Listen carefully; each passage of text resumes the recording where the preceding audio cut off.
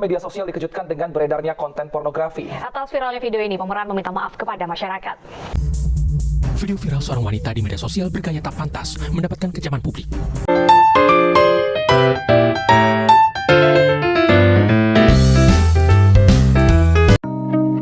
Apa sih pornografi itu? Pornografi adalah sebuah gambar, ilustrasi, sketsa, bunyi, suara, atau pesan lainnya dalam berbagai bentuk komunikasi di muka umum yang memuat tentang eksploitasi seksual yang telah melanggar norma kesusilaan yang terdapat dalam masyarakat, seperti film-film yang menayangkan orang-orang berpakaian mini, orang-orang yang bergaya seksual, dan lagu-lagu yang berbau seksual. Apa sih dampak dari tontonan pornografi? Lalu, apa sih dampak buruk dari pornografi? Oke, dampak buruk dari pornografi adalah kerusakan otak yang sangat serius. Yang mana, kerusakan otak ini tidak hanya menyerang pada otak dewasa, tetapi juga pada bisa remaja dan juga anak-anak. Kerusakan otak yang disebabkan karena pornografi adalah bagian PFC atau prefrontal cortex yang merupakan bagian yang paling penting dan hanya dimiliki oleh manusia. Bagian ini berfungsi untuk menata emosi, mengendalikan diri, memusatkan konsentrasi, berpikir kritis, dan memahami dan juga membedakan yang baik dan buruk, berencana masa depan, membentuk kepribadian, juga berperilaku sosial.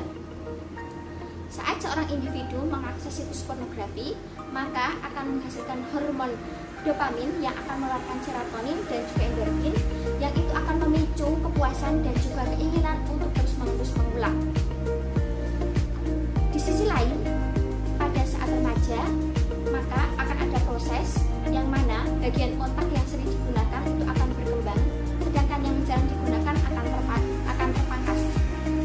Jika hal ini terus-menerus dibiarkan, maka akan terjadi perubahan pada neurotransmitter, melemahnya sistem limbik, melemahnya sistem konsentrasi, dan juga perubahan-perubahan pada fungsi otak seperti emosi, konsentrasi, perilaku, juga disfungsi organ.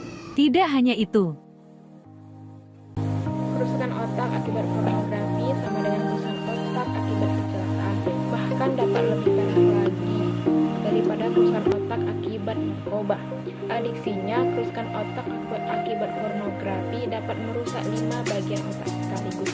Selain itu, adiksi pornografi juga tidak hanya merugikan diri sendiri, tapi merusak dan merugikan orang lain.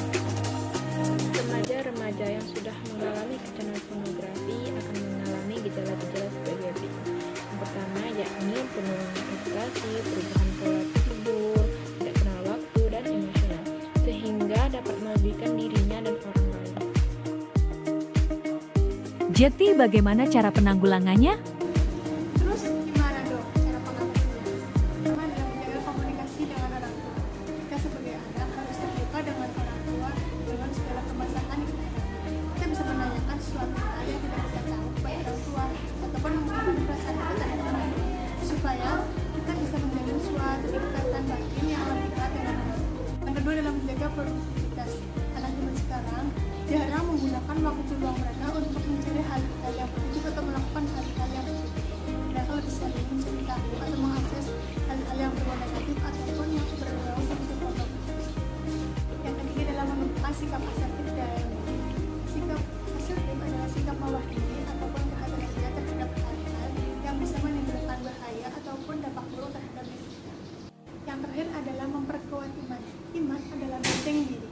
Sebagai makhluk yang berketuhanan, orang yang memiliki keimanan biasanya menjauhi hal-hal yang dilarang dalam agamanya maupun yang bisa memperlemah keimanannya. Yakin masih mau nonton video pornografi? Mari bersama satukan misi untuk cerdaskan anak negeri.